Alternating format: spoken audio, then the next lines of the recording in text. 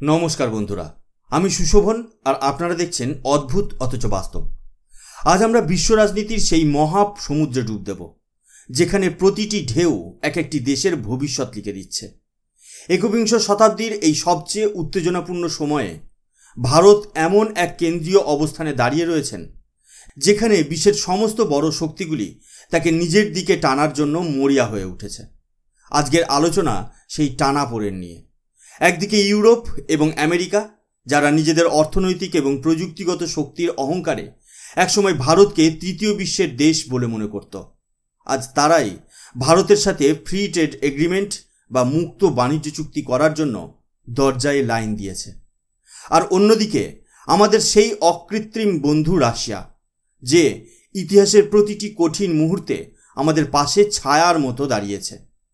সে এমন এক প্রস্তাব নিয়ে এসেছে যা ভারতের প্রতিরক্ষা ব্যবস্থাকে আগামী 50 বছরের জন্য সুরক্ষিত করে দিতে পারে। এই পরিস্থিতিকে অনেকেই ভারতের ধর্ম সংকট বলে আখ্যা দিচ্ছেন, কিন্তু আমি বলবো এটা সংকট নয়, এটা ভারতের শক্তির প্রদর্শন। এটা সেই নতুন ভারতের পরিচয়, যে আজ বিশ্বের সামনে বিকল্পহীন হয়ে উঠেছে। প্রধানমন্ত্রী নরেন্দ্র মোদীর নেতৃত্বে ভারত আজ সেই জায়গায় পৌঁছেছে যেখানে তাকে আর কারোর কাছে যেতে হয় না, বরং গোটা বিশ্ব তার কাছে ছুটে আসে। আজকের এই বিস্তারিত অ্যানালিসিসে আমরা এই জিওপলিটিক্যাল মহাসমীকরণের প্রতিটি স্তরকে এক এক করে খুলব। আমরা দেখব ইউরোপের এই হঠাৎ ভারত প্রেমের পেছনের আসল কারণটা কি, ফ্রান্সের রাফাল চুক্তি নিয়ে ঔদ্ধত্যের জবাব ভারত কিভাবে দিচ্ছে, এবং রাশিয়ার SU-57 যুদ্ধবিমানের প্রস্তাব কিভাবে গোটা খেলার সমীকরণ বদলে দেওয়ার ক্ষমতা রাখে। তাই অনুরোধ রইল, ধৈর্য ধরে শেষ পর্যন্ত ভিডিওটি দেখুন, কারণ এই কাহিনী কোনো সাধারণ ভূ রাজনীতির গল্প নয়। এটা হলো এক নতুন বিশ্ব ব্যবস্থায় ভারতের বিশ্বগুরু হিসেবে উত্থানের জীবন্ত ইতিহাস। বন্ধুরা, প্রথমেই আমাদের এই ধর্ম সংকট শব্দটির সঠিক অর্থ বুঝতে হবে। যখন কোনো দুর্বল দেশ দুটি শক্তিশালী দেশের চাপে পড়ে, তখন তাকে বলে সংকট। কিন্তু যখন একটি শক্তিশালী দেশ নিজের শর্তে দুটি ভিন্ন শক্তি শিবিরের কাছ থেকে সেরা প্রস্তাব অর্জন করে, তখন তাকে বলে কূটনীতি। আর ভারত আজ ঠিক সেটাই করছে। একদিকে রয়েছে পশ্চিমা বিশ্ব, অর্থাৎ ইউরোপীয় ইউনিয়ন এবং আমেরিকা। বছরের পর বছর ধরে চলা আলোচনার পর যখন তারা ভারতের সাথে একটি ব্যাপক ফ্রি ট্রেড এগ্রিমেন্ট এবং স্ট্র্যাটেজিক পার্টনারশিপ চূড়ান্ত করতে চাইছে, অন্যদিকে রয়েছে রাশিয়া, যে ভারতের কাছে তাদের সবচেয়ে আধুনিক পঞ্চম প্রজন্মের SU-57 যুদ্ধবিমান বিক্রি করার প্রস্তাব দিয়েছে, যা শুধু বিক্রি নয়, প্রযুক্তির সম্পন্ন হস্তান্তর বা ট্রান্সফার অফ টেকনোলজির প্রতিশ্রুতিও বটে। এই দুই প্রস্তাবই ভারতের জন্য অত্যন্ত লাভজনক। তাই এটা কোনো সংকট নয়, বরং এটা ভারতের কূটনৈতিক সাফল্যের এক বিরাট উদযাপন। ভারত আজ এমন এক মিষ্টিমধুর সমস্যায় পড়েছে, যেখানে তাকে দুটো সেরা বিকল্পের মধ্যে একটিকে বেছে নিতে হবে, অথবা দুটোকেই নিজের শর্তে গ্রহণ করতে হবে। ইউরোপের এই আকস্মিক ভারত প্রেমকে বুঝতে হলে আমাদের ইউরোপের বর্তমান পরিস্থিতিকে খুব ভালো করে দেখতে হবে। এক কথায় বলতে গেলে ইউরোপ আজ এক গভীর অস্তিত্বের সংকটে ভুগছে। এর পেছনে একাধিক কারণ রয়েছে। প্রথমত, আমেরিকার উপর থেকে তাদের বিশ্বাস সম্পূর্ণভাবে উঠে গেছে। বিশেষ করে ডোনাল্ড ট্রাম্পের শাসনকাল তাদের চোখ খুলে দিয়েছে। ট্রাম্প দেখিয়েছেন যে আমেরিকা প্রয়োজনে তার সবচেয়ে পুরনো বন্ধুদের উপরও শুল্কের বোঝা চাপাতে পারে, যেমনটা তিনি ভারত, জার্মানি এবং ফ্রান্সের সাথে করেছেন। ইউরোপ বুঝতে পেরেছে যে আমেরিকার ছায়াতলে থাকার দিন শেষ। তাদের একজন নতুন, নির্ভরযোগ্য এবং শক্তিশালী সঙ্গীর প্রয়োজন। দ্বিতীয়ত, ইউক্রেন যুদ্ধের পর রাশিয়ার সাথে তাদের সম্পর্ক তলানিতে ঠেকেছে। রাশিয়ার সস্তা গ্যাস এবং তেলের উপর নির্ভর করে চলা ইউরোপীয় অর্থনীতি আজ এক বিরাট শক্তি সংকটের মুখে। তাদের শিল্প কারখানা ধুঁকছে, মুদ্রাস্ফীতি আকাশ ছুঁয়েছে। এই পরিস্থিতিতে তাদের এক নতুন এবং স্থিতিশীল বাজার প্রয়োজন, যেখানে তারা তাদের পণ্য বিক্রি করতে পারে এবং বিনিয়োগ করতে পারে। তৃতীয়ত এবং সবচেয়ে গুরুত্বপূর্ণ কারণটি হলো চীন। ইউরোপ এতদিন চীনের উপর উৎপাদনের জন্য অতিরিক্ত নির্ভরশীল ছিল। কোভিড-19 মহামারী চোখে আঙুল দিয়ে দেখিয়ে দিয়েছে যে এই নির্ভরতা কতটা বিপজ্জনক হতে পারে। চীনের আগ্রাসী মনোভাব এবং অস্বচ্ছ নীতির কারণে ইউরোপীয় কোম্পানিগুলো এখন চায়না+1 নীতি গ্রহণ করছে, অর্থাৎ তারা চীনের পাশাপাশি অন্য একটি দেশে তাদের উৎপাদন কেন্দ্র সরাতে চাইছে। আর এই বিকল্প হিসেবে ভারতের চেয়ে ভালো কোনো দেশ এই মুহূর্তে পৃথিবীতে নেই। ভারতের বিশাল বাজার, কর্মঠ যুবশক্তি এবং স্থিতিশীল গণতান্ত্রিক পরিবেশ আজ ইউরোপের কাছে এক সোনালী সুযোগের মতো। তাই ইউরোপ যে ভারতের সাথে এগ্রিমেন্ট করতে চাইছে সেটা কোনো দয়া নয়, এটা তাদের নিজেদের অস্তিত্ব রক্ষার লড়াই। এই চুক্তির মধ্যে শুধু বাণিজ্য নেই, এর গভীরে লুকিয়ে রয়েছে ইনভেস্টমেন্ট প্রোটেকশন, সুরক্ষিত supply chain, green hydrogen, decarbonisation এবং সবচেয়ে গুরুত্বপূর্ণ defence and security partnership. Europe জানে ইন্দো প্যাসিফিক অঞ্চলে যদি চীনের দাদাগিরি বন্ধ করতে হয় তবে ভারতের নৌসেনা এবং কৌশলগত অবস্থান ছাড়া তা সম্ভব নয়। তাই আজ তারা ভারতের সাথে হাত মেলাতে বাধ্য। আর আমাদের সরকার এই পরিস্থিতির পূর্ণ সদ্ব্যবহার করে ভারতের জন্য সেরা শর্তাবলী আদায় করে নিচ্ছে, যা এক কথায় মাস্টার স্ট্রোক। ইউরোপের সাথে সম্পর্কের একটি গুরুত্বপূর্ণ অধ্যায় হলো ফ্রান্সের সাথে আমাদের প্রতিরক্ষা চুক্তি। ভারত ফ্রান্সের থেকে 36টি রাফাল বিমান কিনেছে এবং আরও 114টি কেনার পরিকল্পনা করছে। কিন্তু এখানেই ফ্রান্স তার আসল রূপ দেখাতে শুরু করেছে। যে ড্যাসল্ট অ্যাভিয়েশন সংস্থাকে একসময় ভারত অর্ডার দিয়ে দেউলিয়া হওয়া থেকে বাঁচিয়েছিল, সেই সংস্থাই আজ ভারতকে বিমানের সোর্স কোড দিতে অস্বীকার করছে। এই সোর্স কোড বিষয়টি অত্যন্ত গুরুত্বপূর্ণ। এটি হলো বিমানের মস্তিষ্কের চাবিকাঠি। এই কোড হাতে না থাকলে ভারত তার প্রয়োজন অনুযায়ী বিমানে কোনো পরিবর্তন করতে পারবে না। তারা আমাদের নিজস্ব প্রযুক্তিতে তৈরি মিসাইল যেমন অস্ত্র বা ব্রহ্মস এই বিমানে যোগ করতে পারবে না। এর অর্থ হলো বিমানটি আমাদের হলেও তার সম্পূর্ণ নিয়ন্ত্রণ থাকবে ফ্রান্সের হাতে।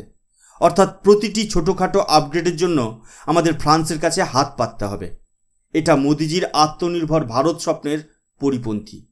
আমরা সুখোই 30 বিমানের ক্ষেত্রে রাশিয়ার থেকে সোর্স কোড পেয়েছিলাম বলেই তাতে ব্রহ্মসের মতো পৃথিবীর সবচেয়ে দ্রুতগামী ক্রুজ মিসাইল সংযুক্ত করতে পেরেছি এবং তাকে এক অপ্রতিরোধ্য যুদ্ধাস্ত্রে পরিণত করেছি। ফ্রান্স চাইছে আমরা শুধু তাদের খরিদ্দার হয়ে থাকি, সহযোগী নয়। তারা জানে যে ভারতীয় ইঞ্জিনিয়াররা একবার প্রযুক্তি হাতে পেলে এমন কিছু করে দেখাবে যা তারা কল্পনাও করতে পারে না। কিন্তু ফ্রান্স হয়তো ভুলে যাচ্ছে যে এটা 2014 সালের আগের ভারত নয়। এই নতুন ভারত তার জাতীয় সুরক্ষার প্রশ্নে কোনো আপোষ করতে রাজি নয়। আমাদের বিদেশমন্ত্রী এস জয়শঙ্কর এবং জাতীয় সুরক্ষা উপদেষ্টা অজিত দোভাল বারংবার বুঝিয়ে দিয়েছেন যে ভারত এখন সমান শর্তে কথা বলে। যদি ফ্রান্স তার একগুঁয়ে মনোভাব না বদলায় তবে ভারতের হাতে বিকল্পের দরজা সবসময় খোলা আছে। আর সেই বিকল্পের নাম হলো SU-57। ঠিক যে মুহূর্তে ফ্রান্স প্রযুক্তি হস্তান্তর নিয়ে টালবাহানা করছে, সেই মুহূর্তে রাশিয়া এক অবিশ্বাস্য প্রস্তাব নিয়ে ভারতের সামনে হাজির হয়েছে। তারা তাদের পঞ্চম প্রজন্মের স্টেলথ ফাইটার জেট SU-57 ভারতকে দিতে চাইছে। এটি শুধু একটা বিমান বিক্রির প্রস্তাব নয়, এটি একটি সম্পূর্ণ স্ট্র্যাটেজিক প্যাকেজ। রাশিয়া যা যা দিতে চাইছে তা শুনলে আপনি অবাক হয়ে যাবেন। প্রথমত, তারা বিমানের সম্পূর্ণ সোর্স কোড দেবে, যা ফ্রান্স দিতে চাইছে না। দ্বিতীয়ত, তারা সম্পূর্ণ ট্রান্সফার অফ টেকনোলজি করবে, যার মাধ্যমে ভারত ভবিষ্যতে নিজেই এই ধরনের বিমান তৈরি করতে পারবে। তৃতীয়ত, তারা বিমানের সবচেয়ে গুরুত্বপূর্ণ অংশ অর্থাৎ ইঞ্জিন তৈরির প্রযুক্তিও ভারতকে হস্তান্তর করতে এবং যৌথভাবে ভারতেই তৈরি করতে প্রস্তুত। আর চতুর্থত, এই সব কিছু হবে ভারতের হ্যাল কারখানায়, যা মেক ইন ইন্ডিয়া এবং আত্মনির্ভর ভারত অভিযানকে এক নতুন উচ্চতায় নিয়ে যাবে। এই প্রস্তাবের মাধ্যমে রাশিয়া, ফ্রান্স, ইউরোপ এবং আমেরিকাকে একটি স্পষ্ট বার্তা দিয়েছে। তারা বুঝিয়ে দিয়েছে যে ভারতের সাথে তাদের সম্পর্ক শুধু ক্রেতা বিক্রেতার নয়, এই সম্পর্ক হলো দুটি বিশ্বস্ত বন্ধুর, যারা একে অপরের শক্তি বৃদ্ধিতে বিশ্বাস করে। রাশিয়া আমাদের সেই বন্ধু যে 1971 সালের যুদ্ধে আমেরিকার 7ম নৌবহরের বিরুদ্ধে নিজের নৌবহর পাঠিয়েছিল, যে কাশ্মীর ইস্যুতে বারবার রাষ্ট্রসংঘে আমাদের জন্য ভেটো দিয়েছে। প্রযুক্তিগত দিক থেকেও SU-57 একটি 4.5 প্রজন্মের রাফালের চেয়ে অনেক এগিয়ে। এর স্টেলথ ক্ষমতা অর্থাৎ র্যাডারের চোখ ধুলো দেওয়ার ক্ষমতা একে শত্রুপক্ষের জন্য প্রায় অদৃশ্য করে তোলে। রাশিয়ার এই প্রস্তাব ভারতের হাতে একটি ব্রহ্মাস্ত্র তুলে দিয়েছে, যা দিয়ে সে পশ্চিমা দেশগুলোর উপর দর কষাকষির জন্য এক চাপ সৃষ্টি করতে পারে। এখন ভারত এমন এক জায়গায় দাঁড়িয়ে যেখানে তার সামনে দুটি দুর্দান্ত বিকল্প। একদিকে পশ্চিমা বিশ্বের সাথে অর্থনৈতিক উন্নতির স্বর্ণালী সুযোগ, অন্যদিকে রাশিয়ার সাথে প্রতিরক্ষা ক্ষেত্রে আত্মনির্ভর হওয়ার অভূতপূর্ব সম্ভাবনা। এই পরিস্থিতিতে ভারত কোনো একটি দিকে ঝুঁকে পড়ার ভুল করবে না। প্রধানমন্ত্রী নরেন্দ্র মোদীর নেতৃত্বে ভারত এখন নন অ্যালাইনমেন্ট বা জোট নিরপেক্ষতার পুরনো ধারণা থেকে বেরিয়ে এসে মাল্টি অ্যালাইনমেন্ট বা বহু জোট সংযুক্তির এক নতুন, আধুনিক এবং বাস্তববাদী বিদেশ নীতি অনুসরণ করছে। এই নীতির মূল কথা হলো, ভারত কোনো নির্দিষ্ট দেশের শিবিরে থাকবে না, ভারত থাকবে টিম ইন্ডিয়ার শিবিরে।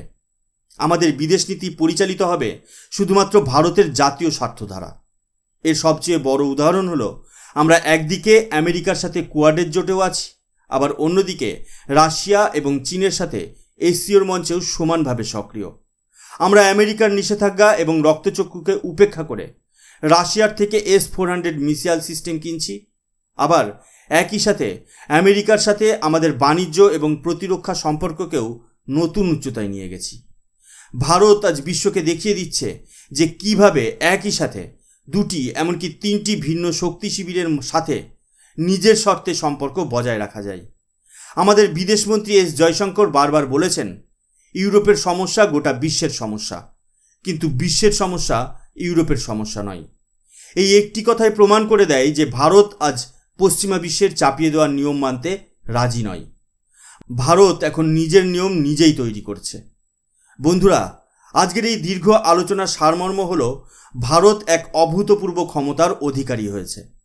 যে ধর্ম সংকটের কথা বলা হচ্ছে তা আসলে ভারতের জন্য এক বিরাট সুযোগ। ভারত তার বুদ্ধিদীপ্ত এবং সাহসী কূটনীতির মাধ্যমে পশ্চিমা বিশ্বের অর্থনৈতিক শক্তি এবং রাশিয়ার সামরিক প্রযুক্তি, এই দুটিরই শ্রেষ্ঠ অংশ নিজের দেশের উন্নতির জন্য ব্যবহার করতে চলেছে। আগামী দিনে ভারত রাফাল কিনুক বা Su-57, যে সিদ্ধান্তই নেওয়া হোক না কেন তা হবে সম্পূর্ণভাবে মেক ইন ইন্ডিয়া এবং ভারতের কৌশলগত স্বায়ত্তশাসনের শর্তাবলীর উপর ভিত্তি করে। আজকের ভারত আর অস্ত্রের জন্য কোনো দেশের উপর নির্ভরশীল থাকতে চায় না। আমাদের লক্ষ্য হলো আর্মস ইম্পোর্টার থেকে আর্মস এক্সপোর্টার হয়ে ওঠা। প্রধানমন্ত্রী নরেন্দ্র মোদীর নেতৃত্বে ভারত আজ আত্মবিশ্বাসের সাথে বিশ্বমঞ্চে নিজের আসন গ্রহণ করেছে। এই নতুন ভারত ভয় পায় না, দ্বিধা করে না, বরং চোখে চোখ রেখে কথা বলে এবং নিজের স্বার্থ আদায় করে নেয়। এই যাত্রা সহজ নয়, কিন্তু এই পথেই ভারত তার চূড়ান্ত লক্ষ্য অর্থাৎ বিশ্বগুরু হিসেবে নিজেকে প্রতিষ্ঠা করার দিকে এগিয়ে চলেছে। ভিডিওটি কেমন লাগলো তা অবশ্যই কমেন্ট করে জানাবেন। আপনার প্রতিটি মতামত আমাদের জন্য অত্যন্ত মূল্যবান। যদি আলোচনাটি ভালো লেগে থাকে তবে ভিডিওটি লাইক এবং শেয়ার করতে ভুলবেন না। অদ্ভুত অথচ বাস্তব চ্যানেলের সাথে থাকার জন্য আপনাদের অসংখ্য ধন্যবাদ। জয় হিন্দ, জয় ভারত।